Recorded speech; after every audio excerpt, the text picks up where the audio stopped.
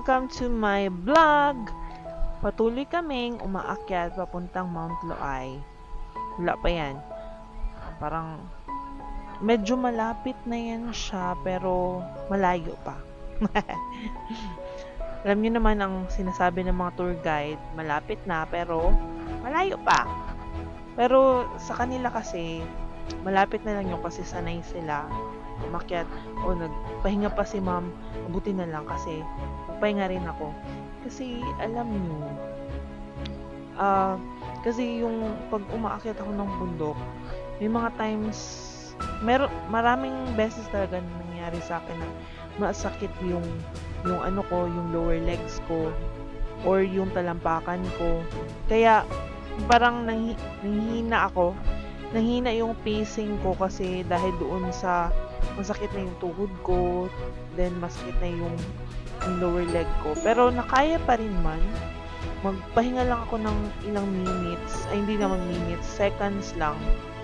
Then, ano na naman, akyat na naman.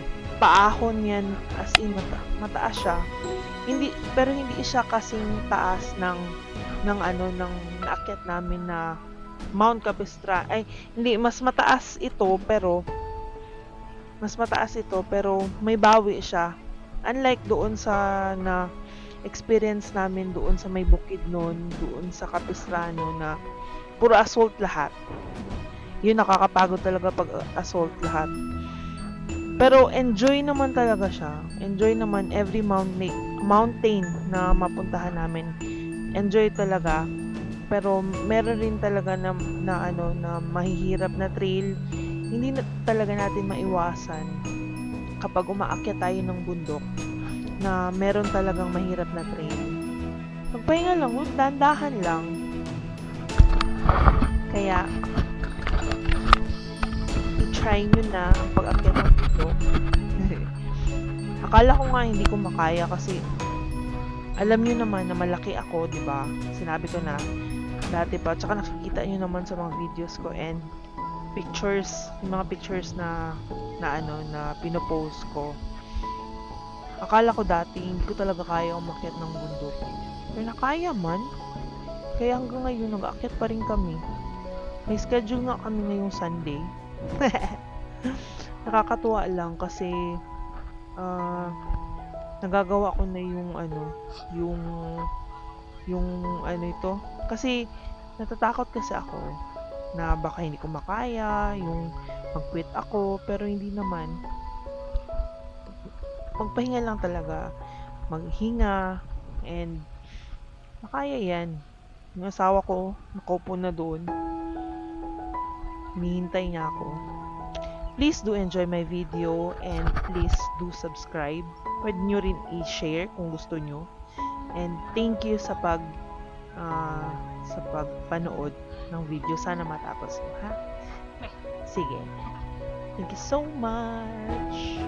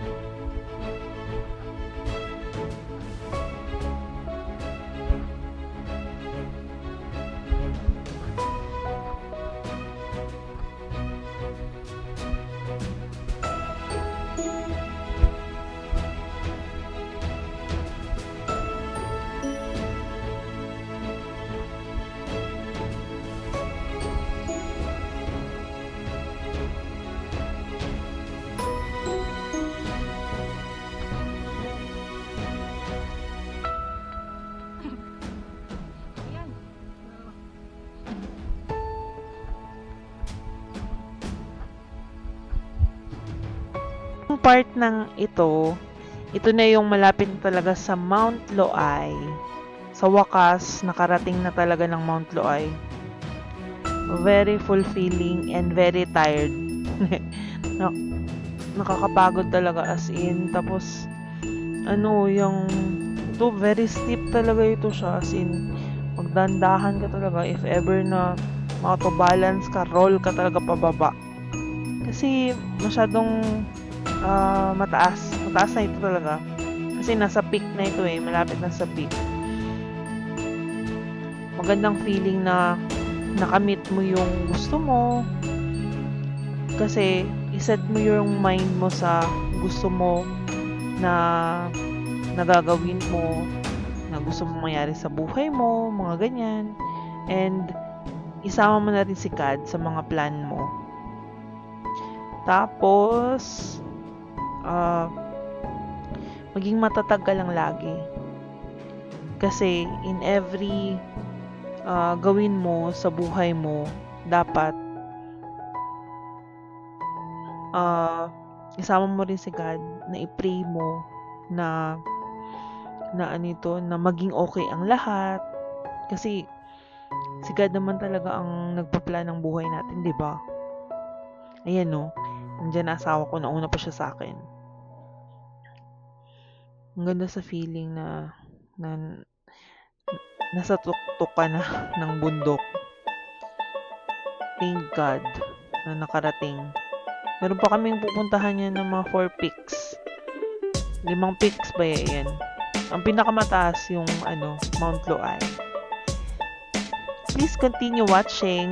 Marami pa kayong magandang makikita dyan. Sige.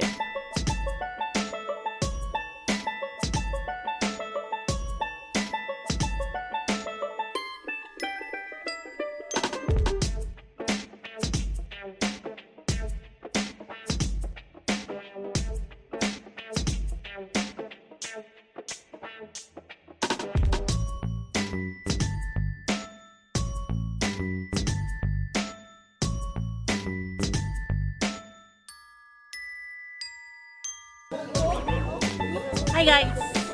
Mount Loai!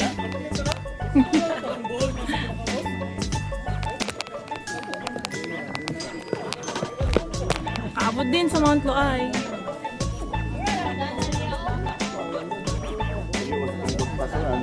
Ha? Ano? Sino nakita mo? No! Yeah. Nakangkar na ang Mount Loai. Nga po kaya. Samot, napakakalayo.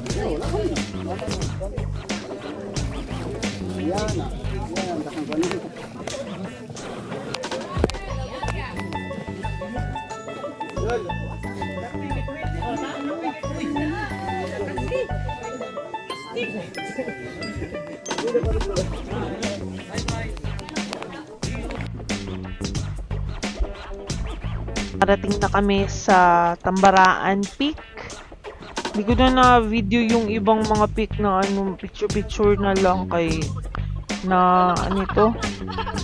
na lowbat na yung action camera ko.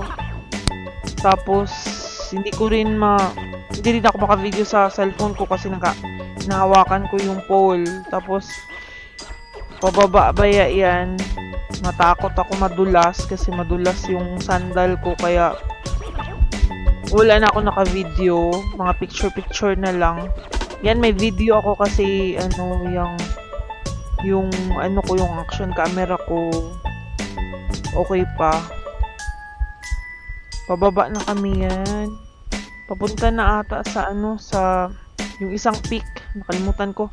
Tapos ang last na ang last na peak yung sa Fortune. Pero 2 hours pa rin ang lakad pababa. Yun siya, yung malapit na magabi kami nakababa. Okay, pagod.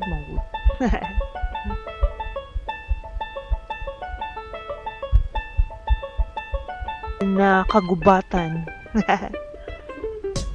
Maganda experience yung mga ganito kasi parang mag-explore to the world, di ba? Kaya gusto ko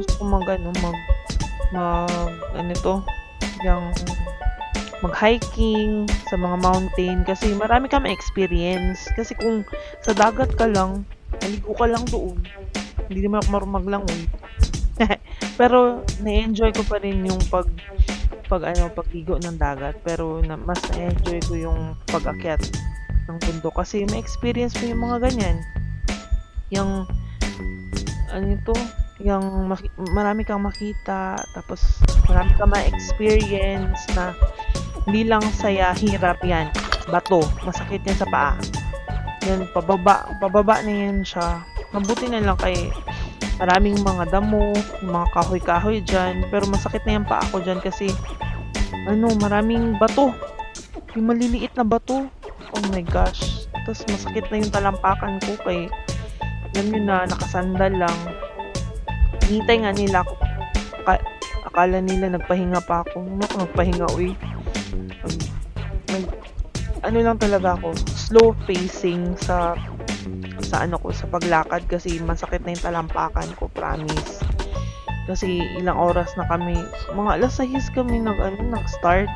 Ano na ata yan, tanghali na. Tanghali na yan, pababa na kami.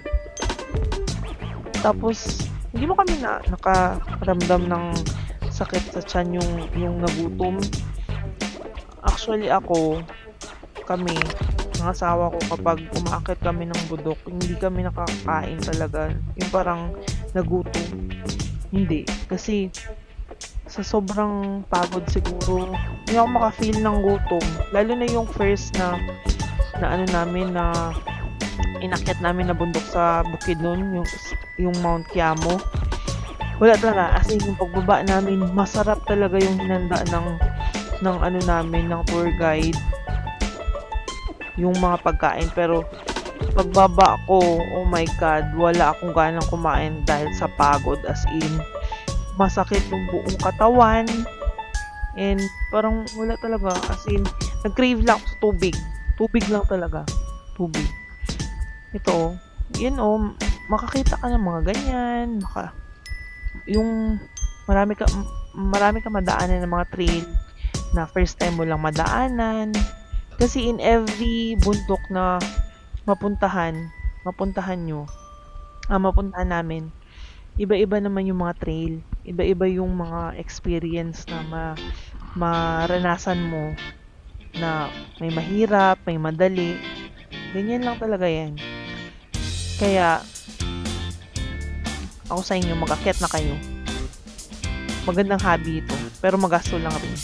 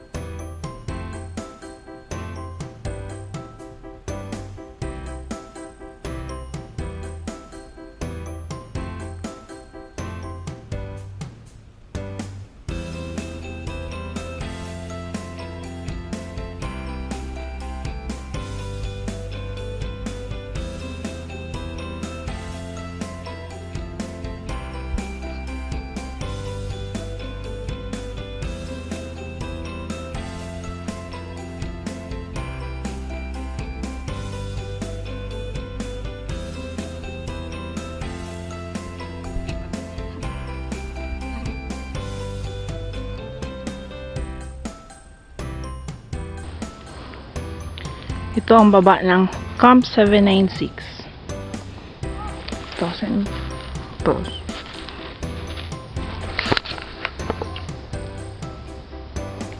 Baba na kami. Okay lang yan na maano ka, mahina, pero at least hindi ka nag-quit, di ba? Ganda to kung kaya ko ang apo. Tingnan natin, pero siguro kailangan pa ng practice talaga. Bye. Ito na ang fortune. Sakit siguro.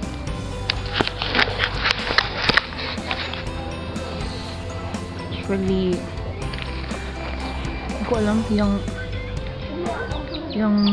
parang lahat man na napuntahan ko parang mahirap man, pero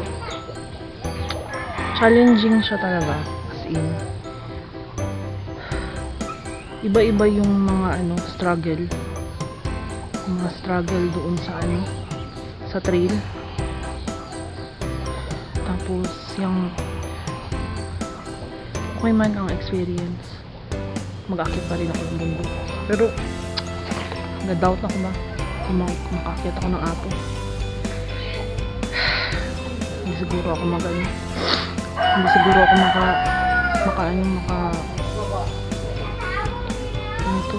take na risk.